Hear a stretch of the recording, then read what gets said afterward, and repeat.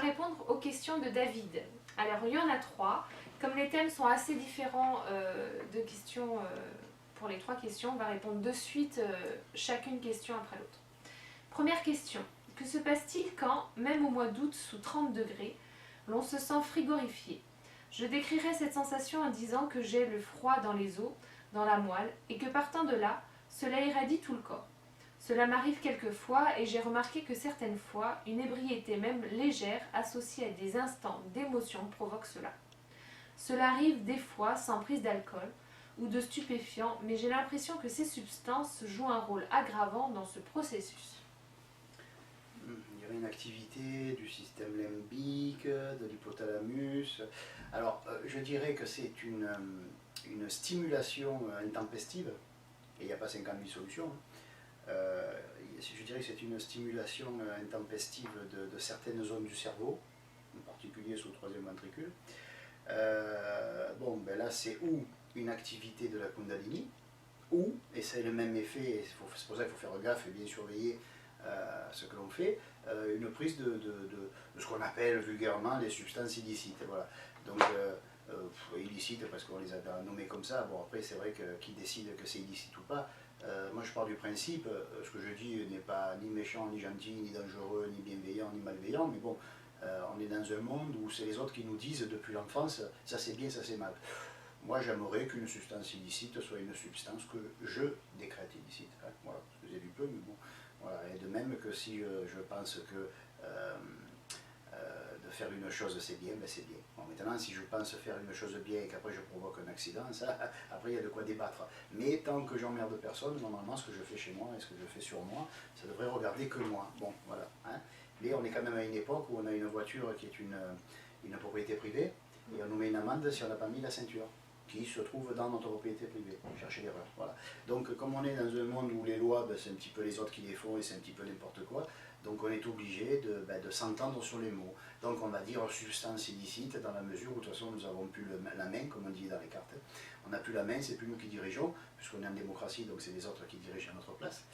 Et donc voilà, donc je pense que la personne, soit elle a une activité de la Kundalini, parce que ça donne cet effet-là, parce que ça agit la Kundalini, contrairement à ce qu'on croit, elle n'est pas en bas, enfin elle n'est pas nécessairement en bas. Bien sûr qu'elle est stockée, le stockage est en bas, mais il y a la Kundalini du sacrum, la Kundalini du cœur, hein, qui fonctionne pas de la même façon, qui est plutôt en spirale, et il y a la Kundalini de la tête, du cerveau. Il y a 3 niveaux de Kundalini. Hein. Bon, ça, en Europe, on ne sait pas. En France, les gens ne savent pas. Ils croient que la Kundalini, c'est en bas de la colonne vertébrale, ça monte, ça arrive en haut, on est illuminé, on devient un Bouddha ou un Bouddhin, je sais pas, et après c'est fini. Non, c'est pas ça du tout, c'est un long processus de transformation, et qui passe justement par une zone du cerveau, c'est pas très technique, hein, qui s'appelle l'hypothalamus, qui est sous le thalamus, donc, et dans lequel se trouve, dans cette zone, se trouve en particulier de chaque côté la glande pinéale et pituitaire. Voilà. Donc je pense qu'il y a une activité, alors je ne vais pas rentrer dans les détails, je ne suis pas médecin, mais à mesure que tu lisais, je voyais certaines zones comme l'hippocampe, tout ça. Enfin, bon, je ne connais pas trop les mots, mais je les vois, hein, je vois les mots, je n'ai pas trop étudié la question parce que ça dépasse la psyéso, mais je pense qu'il y a une activité d'une partie de cerveau qui a cette forme-là, et de l'hypothalamus. Donc encore une fois, ou Kundalini, ou prise de substance, hein, qu'elle soit licite ou illicite, ça ne me regarde pas, parce que de toute façon, ça ne nous regarde plus, hein, c'est plus nous qui avons la main, mais je veux dire par là que voilà, dans les deux cas, c'est le même effet. C'est pour ça que beaucoup de gens qui ont pris des substances pensent avoir des effets spirituels, et des gens qui ont des effets spirituels, on les accuse d'avoir pris des substances. Parce que, non pas que c'est la même chose, mais l'effet, l'incidence sur le corps est le même. Kundalini, hypothalamus. Substance, hypothalamus. Voilà. Donc on va voir la suite. La deuxième question concerne le ventre. Que signifie une douleur parfois violente dans le ventre sur l'axe central, partant du pubis et jusqu'au nombril, comme s'il y avait une corde en acier hyper tendue entre ces deux points. Aucune envie d'aller à la selle, douleur indépendante, je pense, de l'activité digestive. Bon, là je serai un peu plus modéré sur ma réponse. Je ne veux pas dire de bêtises. Honnêtement, j'en sais rien. Mais j'avancerai des hypothèses. Hein, donc, je n'ai pas de certitude, mais j'avancerai 2 hypothèses. Premièrement, que cet effet-là est consécutif à la suite. Hein, ce qu'on va dire après. soit qu'il y a un blocage au niveau purement énergétique. Parce que si c'est énergétique, on sait que la zone que citait la personne est une zone de transfert de pouvoir. C'est-à-dire que quand la Kundalini s'élève, et encore une fois en fréquence, comme je dis sur notre vidéo, et non pas du bas vers le haut, parce que quand on dit s'élever, ou quand on dit vers le haut, on lève les yeux. Mais ça peut être le haut dans le sens de fréquence élevée, vibratoire. Bon. Donc quand la Kundalini s'élève, qu'elle soit dans le cœur, dans la tête ou dans le sacrum, elle crée des effets. Et le premier centre que traverse la Kundalini, c'est le chakra numéro 2, ou si vous préférez, le Swadhisthana en sanskrit, ou le centre du nombril, le centre sacré. Voilà. Donc ce centre sacré étant le centre du karma, comme on dit, autrement dit dans lequel sont inscrites toutes les raisons pour lesquelles nous sommes venus sur Terre. Donc des fois, si la Kundalini veut s'éveiller alors que ce n'est pas le moment, il y a un blocage. Ce blocage n'est ni bien ni bon ni mal, c'est que voilà, c'est comme si on disait, voilà, tous ceux qui sont peints en rouge y passent, tous ceux qui sont peints en vert ne passent pas. Voilà, c'est simplement des sécurités qui sont en rapport avec la raison pour laquelle nous sommes venus sur Terre. Voilà. Donc c'est le soi qui décrète ça. Après bon, on peut passer outre, plus tard, ça dépend de l'âge de la personne. Si elle a moins de 36, 38 ans, je ne pense pas qu'elle puisse passer outre, mais si elle a plus, oui, en insistant un peu, elle passera outre. Donc il y aura une élévation de ses capacités, et non pas nécessairement de la Kundalini. La Kundalini n'est pas un truc qui monte et qui descend. La Kundalini, c'est comme si vous disiez l'électricité. Quand elle passe dans un chakra, elle produit de la chaleur. Quand elle passe dans un autre, elle produit du vent, parce que c'est un ventilateur. Dans un autre, elle produira de la lumière. Pourquoi? Parce que c'est une ampoule. Voilà. La Kundalini, c'est l'électricité. Et cette électricité va alimenter qui un radiateur, qui une lampe électrique, qui un moteur, etc. Voilà.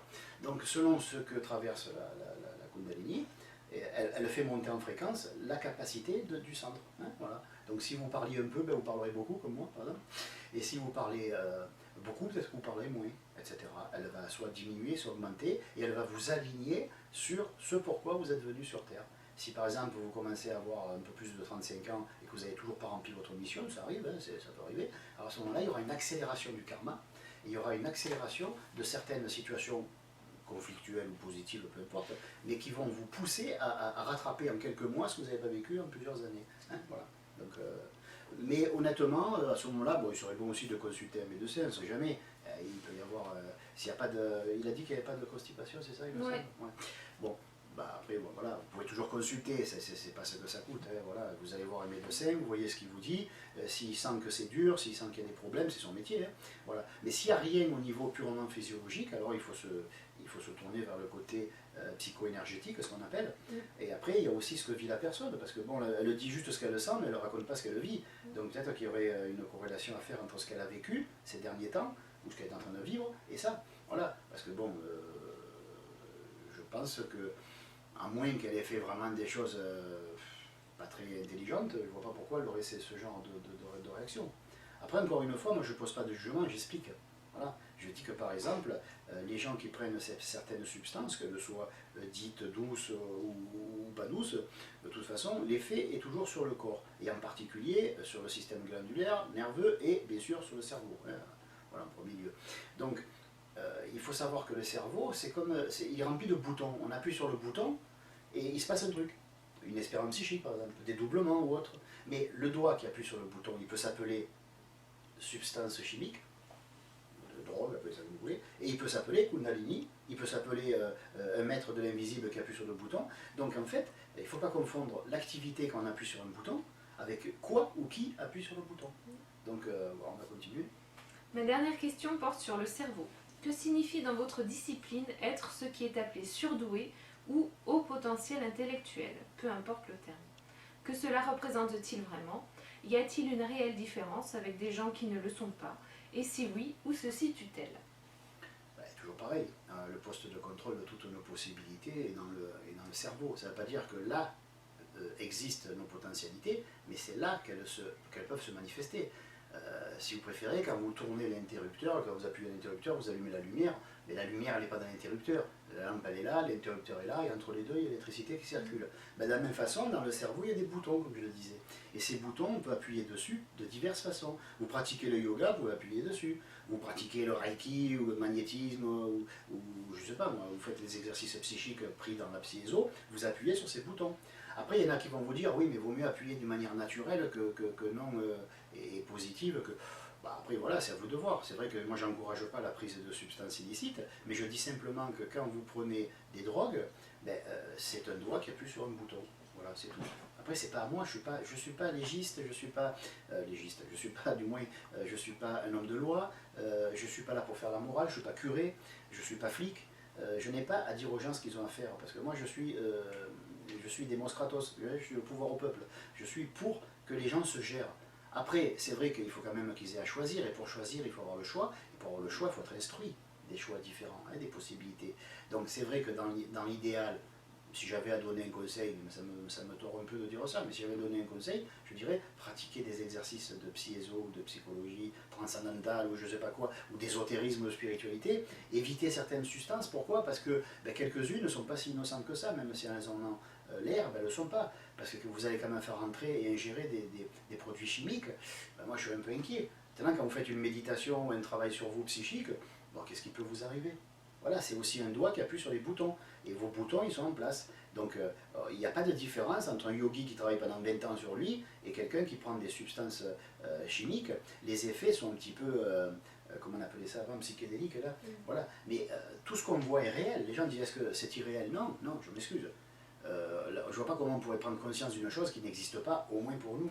Donc, si on vit une chose dans notre tête, c'est qu'elle existe au moins pour nous. Que l'autre ne le vit pas, ben c'est parce qu'on n'a pas appuyé sur ses boutons, ou du moins sur le même bouton dans sa tête, hein, sur sa table de commande. Donc il y a plein de boutons, et on les allume en prenant une drogue, on les allume en faisant un exercice psychique, etc. Donc si j'avais un conseil à donner, et encore une fois je le fais en tant que serge, puisque la psyéso, elle n'a rien à carrer de ça, chacun est libre. Hein. Voilà, hein, maintenant, bon, il y a un gouvernement, il est là, et bon, on a voté pour lui pour qu'il nous dise ce qu'on doit faire, ce qui est très intelligent d'ailleurs. Donc maintenant, voilà, on ne peut plus parler librement. Mais moi, je me permets quand même de parler librement. Je dis, si vous avez envie de vous faire du mal en prenant des substances, ben, c'est vous qui allez mourir. Voilà, bon. Maintenant, si vous voulez éviter ces substances et avoir les mêmes effets qu'elles produisent, alors il y a l'ésotérisme et la spiritualité. Voilà, c'est tout ce que je dis. Merci pour tes questions et à bientôt.